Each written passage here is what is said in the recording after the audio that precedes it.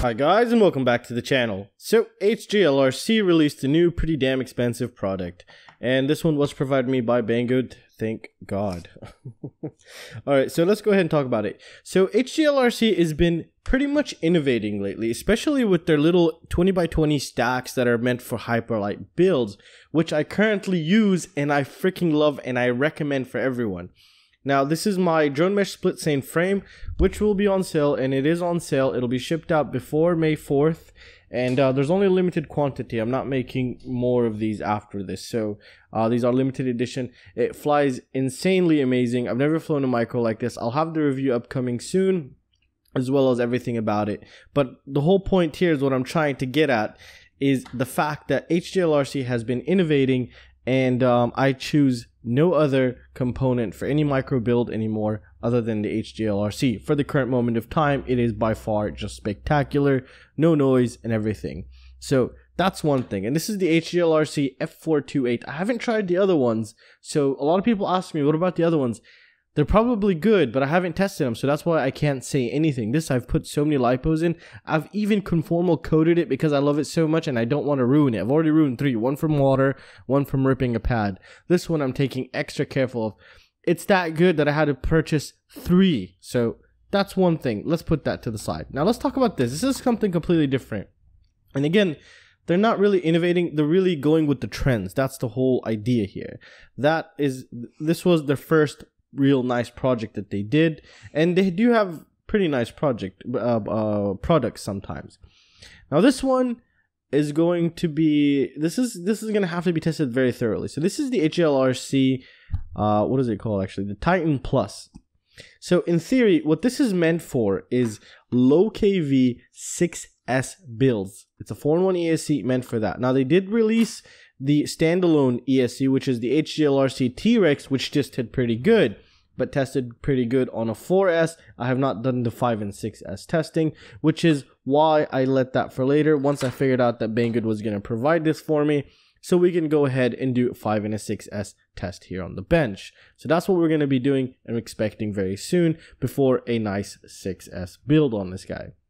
So let's go ahead and go over some of the specs and see what we have here. So let's start with the flight controller here. Flight controller is pretty nice, pretty basic. It seems conformal coated, it does have a nice shine to it. It is an F4 processor and it's using the Big Brother F4 processor. So you do have more UARTs and just have a bit more power. You do have an OSD. You have some filtration going on board here. I don't know if you might have an LC filter here or there, but they do provide you with a capacitor, so they might be expecting some sort of noise on 6S builds, and it is something really to be expected sometimes. So overall, I mean, it just looks pretty nice and basic. Now let's just go over some of the layouts here, because this came in as a package right there. So let's go ahead. So there's the arrow. So you would install this to your quadcopter like so. The battery would be connected down here, the battery power, and we have, do they even have PPM? Wow, they have PPM, Spectrum, S-Bus is here, ground 5 volt for your receiver. If you wanted a Spectrum 3 volt, you would take the 3 volt right there. And we have B0 and B+, which could possibly be also battery or buzzer. Not sure here. We have a LED signal pad, and we have a TX6 and a TX1. Now, just from the beginning, I do not think this thing has ESC telemetry. So yeah, just take that into consideration. But you can always do that, and I'll show you how. I just want to quickly take a look at the backside here. It looks very nice. It looks pretty good, well made. So it's using the MPU 6000 gyro also, which is the gyro that we love, and it does have Betaflight OSD, which is nice to see.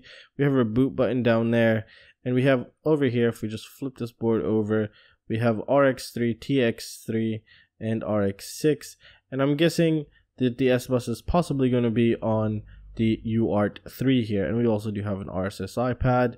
And here's where the VTX would go. Where would the camera go actually? Did I miss it? I didn't even see the camera part. Okay, so here's battery positive, battery negative. So this would give your VTX direct power to whatever this board is receiving. So if this is receiving 7 volts for some reason, then your VTX is going to take 7 volts. So take that into consideration when building this. But it still cannot. Oh, there's the camera. So that's very nice. Okay, so it's the front. So yeah, the layout seems pretty good. I really like this so far. But there is no pads for, you know, soldering in your ESCs from what I could tell right here right now. But that's totally fine. We'll figure it out, because I guess it just comes in a stack where you just use the 2 wires and you're good to go there. So that's very nice. That keeps the overall build very clean and very nice and tidy, and just keeps it overall nice and less work really. And as you can tell, we have 5 volt for the camera, so that's nice. They give us a 5 volt for the camera, and they do have a pretty nice little inductor right there. So hopefully it's going to be pretty good. Hopefully it can have some kind of filtration on board. But caps are very minimal. I mean, you just see a little bit here and there, but it always comes down to the ESC.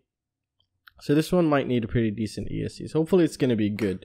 Now let's take a look at the ESC here, and let's get some of its specs. Alright guys, so it does seem also conformal coded here, and the specs are saying it takes a 3 to 6S LiPo. Like I said, this is for the low kV high voltage builds, not like a high volt battery, but I mean like a 5 to 6S build. So this is what it's meant for here. And they're using high quality MOSFETs as they're stating. Filtration looks pretty minimal actually. Seems okay, but it seems less than what I'd really like to see. I mean, if we take a look, maybe I have a HGLRC engine next to me here. Now, I don't know how well a HGLRC engine, I don't know if this is the one where I popped off the heatsink. Yeah, it is. So if we take a look here and we compare, we can see that, you know, the amount of filtration on the HGLRC engine is pretty significant. You have caps here, caps here, caps here, caps there, caps there. I think you have some caps on the bottom, caps here.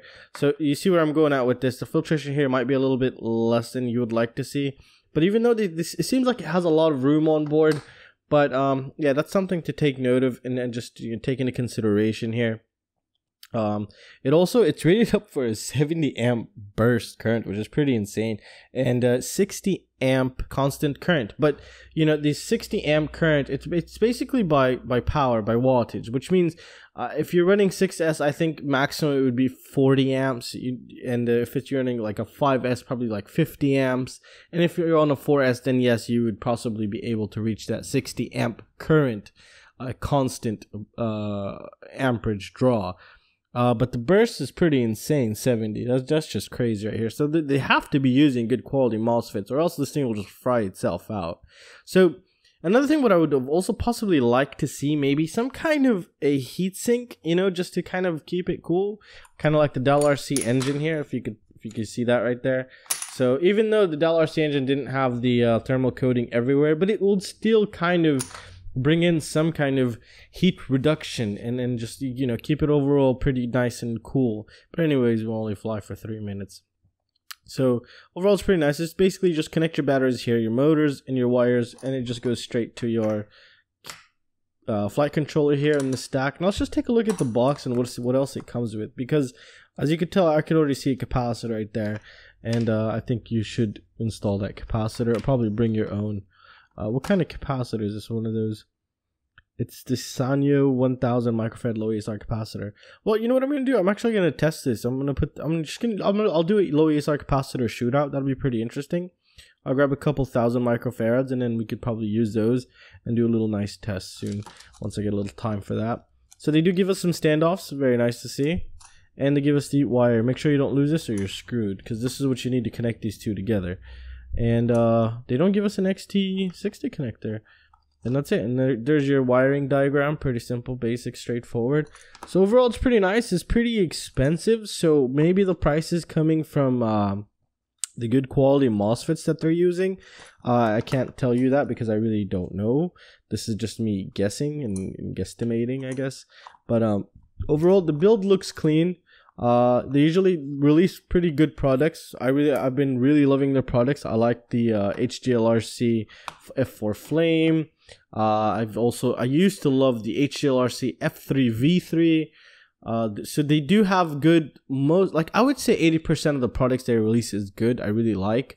And there's also that 20% that I just think are just an absolute piece of crap. I'm not going to mention those. Those are, anyways, they're gone. They're not making them anymore. But those are absolutely terrible.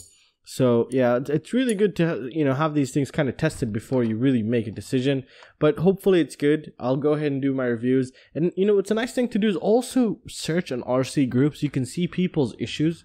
If a lot more people are having the same type of issues, then just be aware and ask and just figure out what their whole build was. and to get an idea of what you should maybe avoid, or maybe this is not just for you, you know, especially if you're getting new to this. But if you have some experience, you should be able to overcome most of the issues here. And well, that's really it right now. I'll be testing this very soon. It's going to be pretty awesome, and we're going to be building this. I'm planning on building a couple quads right now. And yeah, and I still have a couple drone mesh frames for sale. It'll really support the channel, guys. I really need all the support I can get. You can also join the Patreon. I do a lot of giveaways. And don't forget to download the app. It's just awesome. I have my news, latest reviews, the top components. So if you don't want to go through all my videos, figure out what were the best ESCs lately, I put all the best of everything there. With just everything, you know, that you want in just one application. It's called Drone Mesh Shop, but I'm actually thinking of changing up Drone Mesh AIO, which is like all in one, because I'm also talking to the vendors and top brands to give me information about pre-release products or products that still are being developed, and pictures and nice little awesome things, and as well as, you know, GearBest and Banggood at the current moment of time. And I'm also trying to get in contact with Get FPV to get us some great deals on the application, like really good deals. And something pretty crazy what I'm planning on doing, I'm talking with Maytech, and we're gonna have this like mass sale, like 10 to 50 boards, brand new Maytech F405 boards for absolutely cheap, cheaper than Banggood, cheaper than everywhere online. So this is one of the first steps into this, and hopefully it's going to be successful. I truly believe it's going to be successful, but this is a way I can give back to everyone and just, you know, have really good components for an insanely good price. And I just want to make win-win situations, to be honest. That's all, you know. Unbiased, I just need the cash flow to keep the channel going, to stay I am going to stay unbiased, the whole thing. Test this stuff, and at the same time give you guys back stuff, and obviously giveaways and everything. And I really want this just for the community and just for all of us. And yeah, so I'll leave a link to everything down below from this kit that the HGLRC F428 stack. I usually just get the flight control and ESC stack. I don't need anything else because I like the run cam with its own VTX, because it just saves so much time. And yeah, I'll leave a link to everything down below there. The website. Also sign up to the newsletter so you don't miss out on these sales, because things just fly. And I'm also obviously selling some of my used stuff or tested stuff, just to also support the channel for absolutely cheap. You can see the things that have been sold. So you can sign up to the newsletter. You can download the app. The iOS app will be out in about less than 2 weeks now. I'm just waiting for the approval on the iTunes account. And yeah, that's it, guys. So please consider joining my Patreon. Please help this channel keep going. You know, yeah, and the affiliate links down below greatly support the channel, enables me to keep paying for all the servers and just all the custom coding and all the time putting into it. And it just really helps. That's all I'm trying to say. And I really love you guys, and we just hit over 15,000 subscribers. I can't thank you guys enough, and you guys are just absolutely fantastic. And that's it, guys. So I really hope you guys enjoyed the video, and please don't forget to like, share, and subscribe, and I will see you next time. See you guys. Take care.